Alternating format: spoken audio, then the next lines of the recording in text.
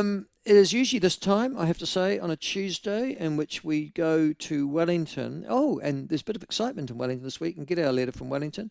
And we're joined by Tony Randle, who should be there now. Tony, good morning to you. Welcome to the show. Good morning. It is a bit exciting at the moment because apparently you're going to have a contested mayorship, but dear God, between one lefty and another lefty. Andrew Little, the former Labour cabinet minister and leader, has announced that he is thinking about standing for the mayoralty, which means he's going to, against Tory Whānau, who is saying, trust me, I know what I'm doing.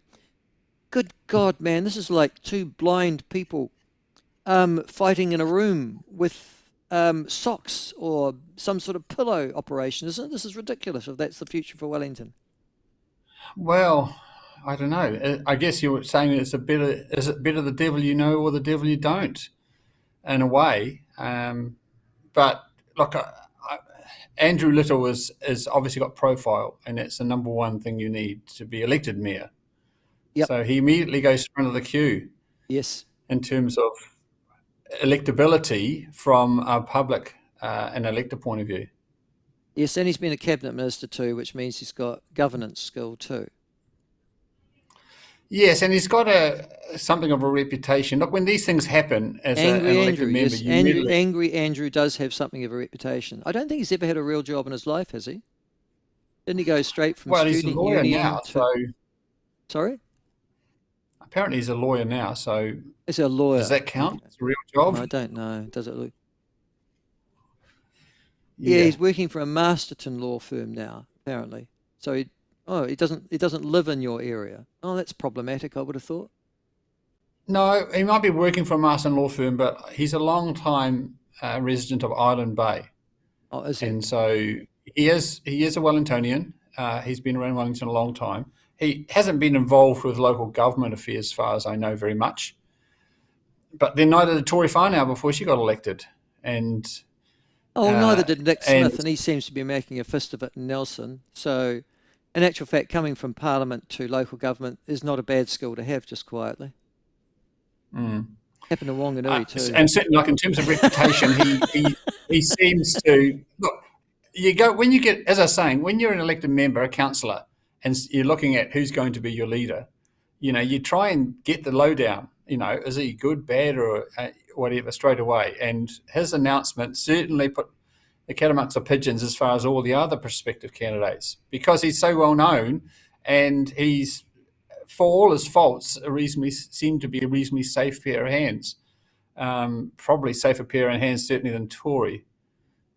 Josh tells me that he works for Gibson Shute, who have offices in Lower Hutt and Masterton, as a consultant. The hell does that mean? It means I don't have a job, but I just need it. Anyhow, all right. Well, listen. If he's the best you can do, listen. Tory Whānau, Little. Then you probably end up with this. It's your STV, aren't you? Rather than first Yes. past the post. So the other candidates matter. Yes, it does. Yeah, they do. So let's presume that it comes down to a showdown between Andrew Little and Tory Whānau, because it's hard to see one of them getting a majority vote on the first ballot. Then who do the centre-right vote for in Wellington?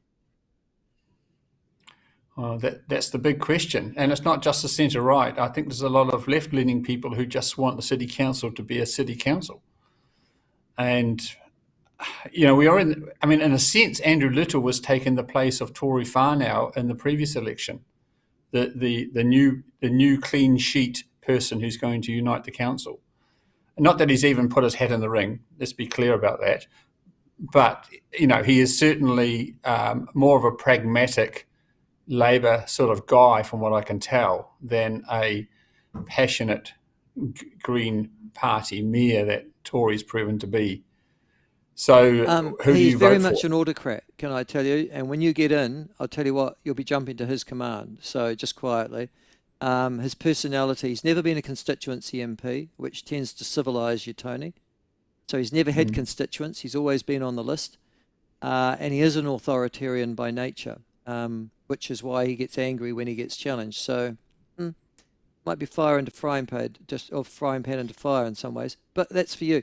The other thing I'm interested in, Tony, just on that issue, is that from what I'm reading at the moment, that Andrew Little wouldn't stand with the Labor Party backing. In other words, he wouldn't be the official Labor Party candidate, unlike Paul Eagle, for example, I think it was at the last election, because they don't want to upset the Paul Eagle. Greens.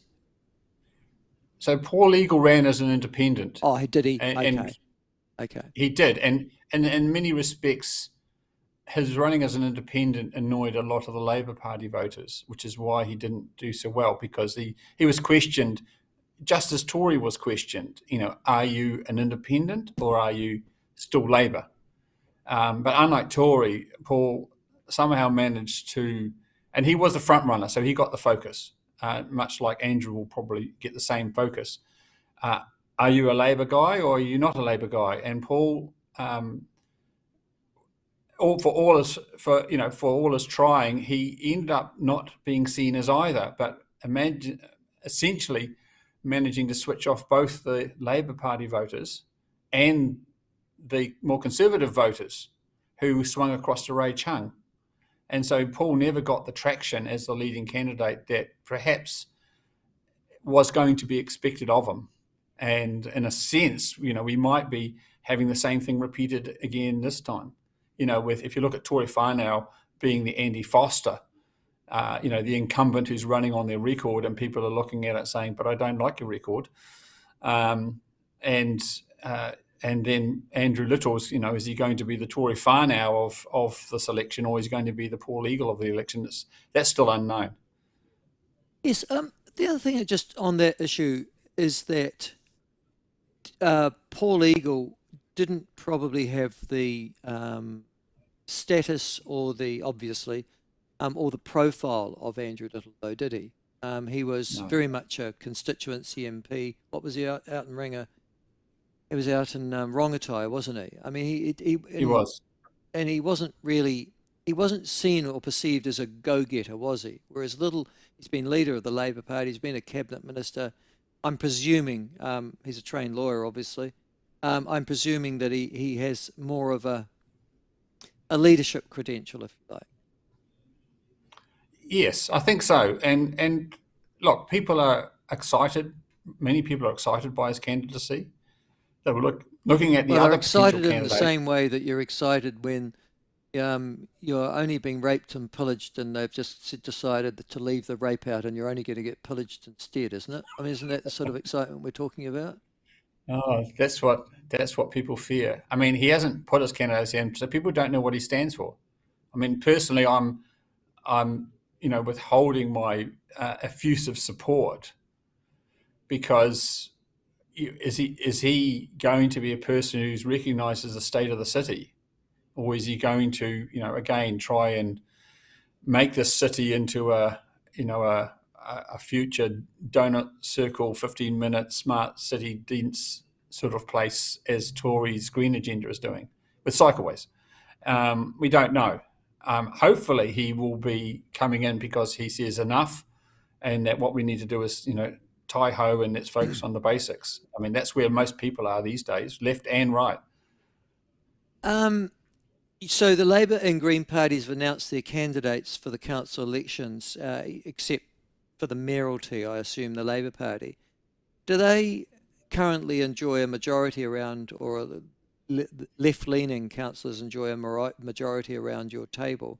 What's the current ratio in terms of left versus right on your council, or centre-left? It's probably 2/3 left, pretty consistently. There's 16 councillors, so you're talking about, and then there's four, the Reading Four they call us, who are the city-focused councillors, or the right councillors, if you want to put it that way. And then there's a couple of councillors who sort of float on an issue-by-issue basis between the two. But there's a consistent left majority, and Tories use that to push forward, cycleways, all the things that Wellington's face, bike racks, things that Wellington's famous for, and continuing a decade of that sort of direction from a left-leaning majority.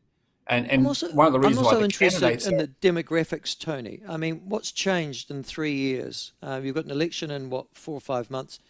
What's changed in 3 years in terms of your demographics? We know that there's been not significant, but there have been redundancies in the public sector. We've seen a loss of a number of retail and eating outlets in the city.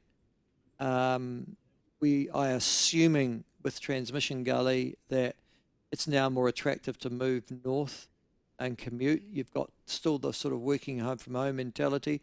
It's a hell of a lot of Wellingtonians with a second home, even a primary home now over in the Wairarapa.